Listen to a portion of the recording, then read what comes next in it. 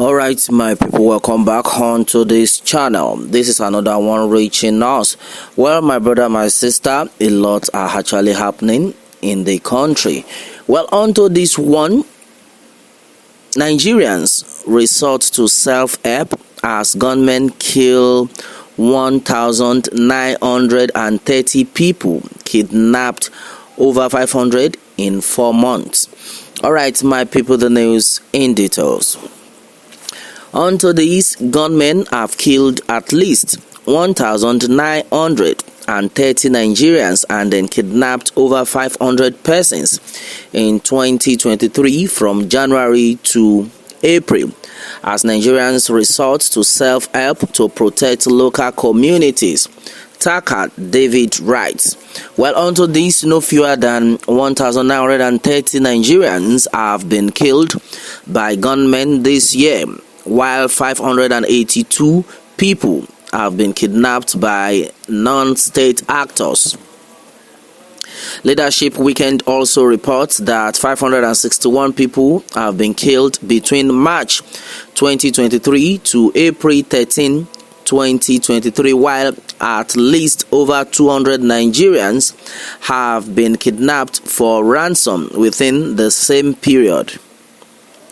Report shows that in January 2023, Nigeria recorded 375 incidences of security breaches, resulting in 208 abductions and then 749 fatalities.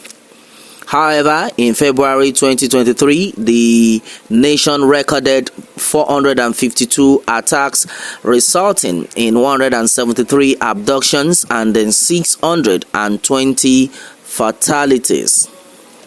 While there seemed to be a reduction in the number of terrorist attacks in the build-up to the 2023 general elections, there seems to be a resurgence of the menace after the polls.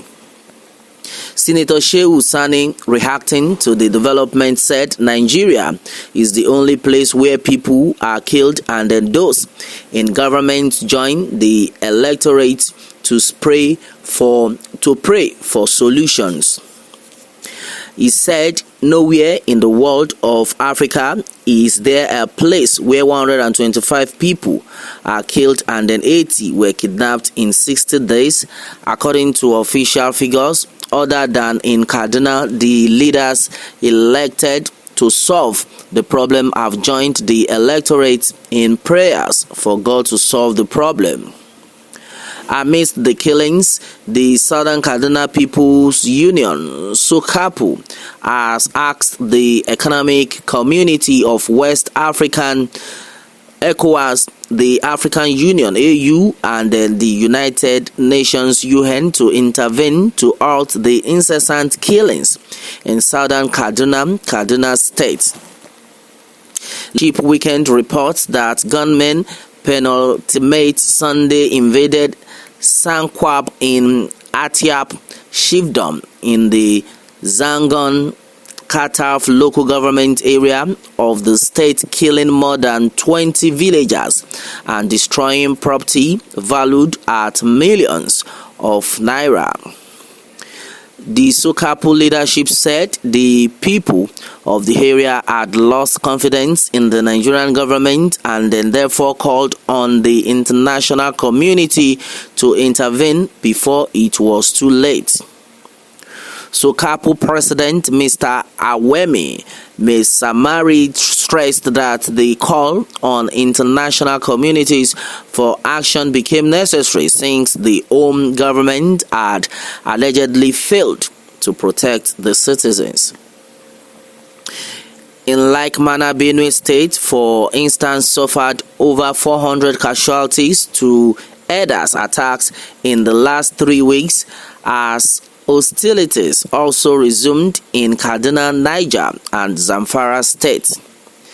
The kindred head of Ucha, Zaki John Akpan, while speaking with Leadership Weekend, accused soldiers of supervising killings of his subjects by armed herders. He therefore called for the withdrawal of soldiers and the deployment of mobile police personnel and the civil defense corps in the area to protect citizens, which is the government's primary responsibility.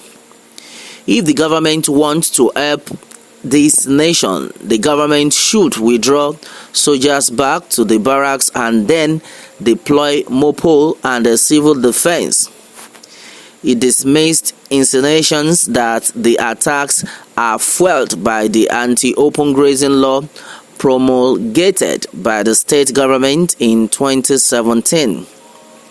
What happened here before are attributing to anti-grazing law, but we that are here don't see it as anti-open grazing law. What is happening in Kaduna, Taraba and in other states, what are they saying? There are also killings there. They say they have deployed security at these places. I am not challenging them, but these problems are persisting. I wonder why insecurity persists despite the presence of security personnel. We will inform them that this is where those guys are, but nothing happens. Armed herders said we are eating their cattle, but here in Ban, where they came to kill 37 people, no cattle was touched here by anybody. 3 days before the attack, they came to graze around our houses with their guns. Soldiers will see them with guns but say nothing. On the day of elections, herders killed 12 persons at Se Allah. Next day, they attacked Yelewata and they later killed somebody at Uday who went to the stream to have his birth. After that, they came to Tse Ikyonge and then opened people's houses and then brought out yam seedings for their cattle to eat. Same thing happened at Se Iho when we reported to soldiers. They told us not to disturb the herders, that they will look into it.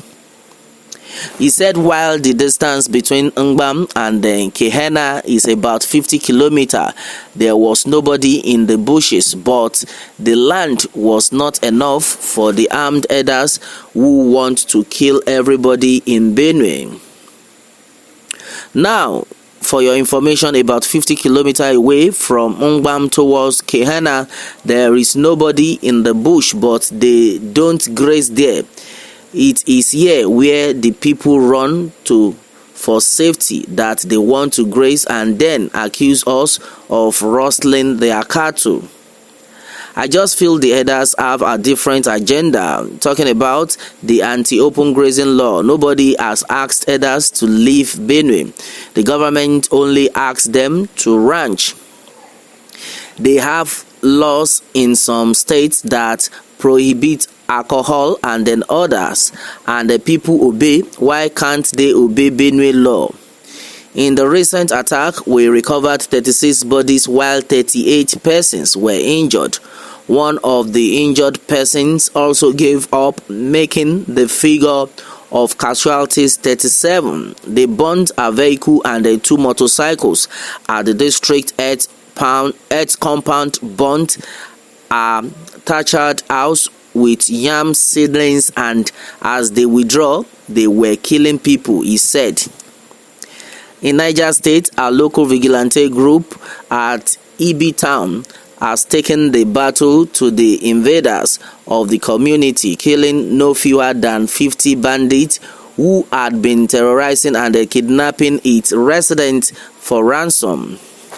Leadership Weekend learned that the vigilantes launched the attack on the bandits and destroyed their camps at the bottom of a mountain within Kahinji National Park following the abduction of 12 people from the community about 2 weeks ago. A source from the community said the vigilante group, with support from their colleagues from Niger South, went after the bandits in a raid. During the raid, the vigilantes were said to have lost 2 of their men, while the bandits killed 9 of the 12 people in captivity. The Director of Defense Media Operations, Major General Musa Danmadami, briefing journalists, recently attributed the spike in kidnapping to the reversal of the cashless policy, and they called for an all-of-society approach to end violent attacks and killings in the country. There must be societal and then governmental approach. I don't want to say categorically clear, but we are all aware that people now, the cash crunch, they kidnapped anybody and there is no cash to pay. The criminals have to make use of the fact that there is no cash, and unfortunately, with the reversal of the policy making cash available, the criminals have the impetus to do what they are doing. Though I know that there is still some element of cash crunch going on. We are equally faced with the problem of cash crunch. However, I want to assure you that the military, we are still doing our job. We have not rested.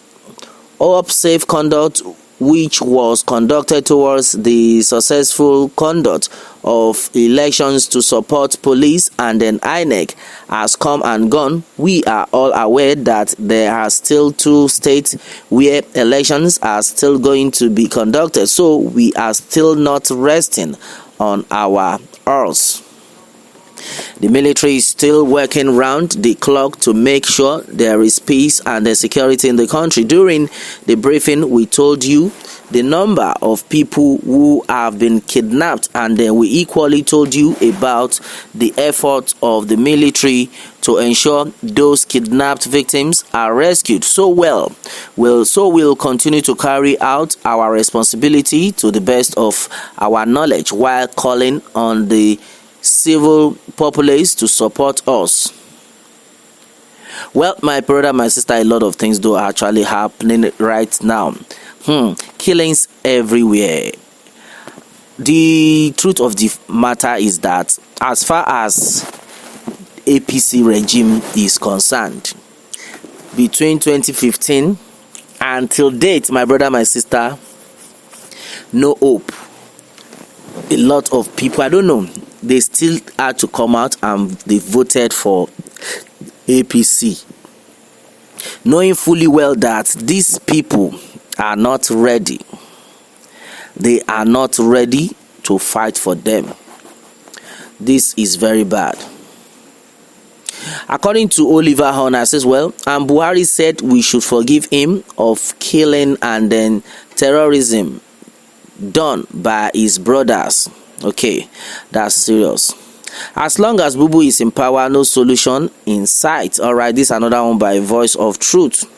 If Ediba Godwin Sopuru say, well, can Tinubu fix this? Well, simply put, what has Nigerians gained from this government apart from stealing and then killing? Well, my brother, my sister, a lot had actually been said onto this one. All I think we need to do right now is to let God arise and then take over Nigeria, because as it stands, my brother, my sister, we have to shine our eyes and then do the needful. As far as Nigeria is concerned, there is nothing like one Nigeria. Alright, that's exactly what it is. On to this one, what more can we say? Meanwhile, let me have your own take on this, my people, and remember to subscribe for more updates if you are new on this channel. Alright, thanks and God bless.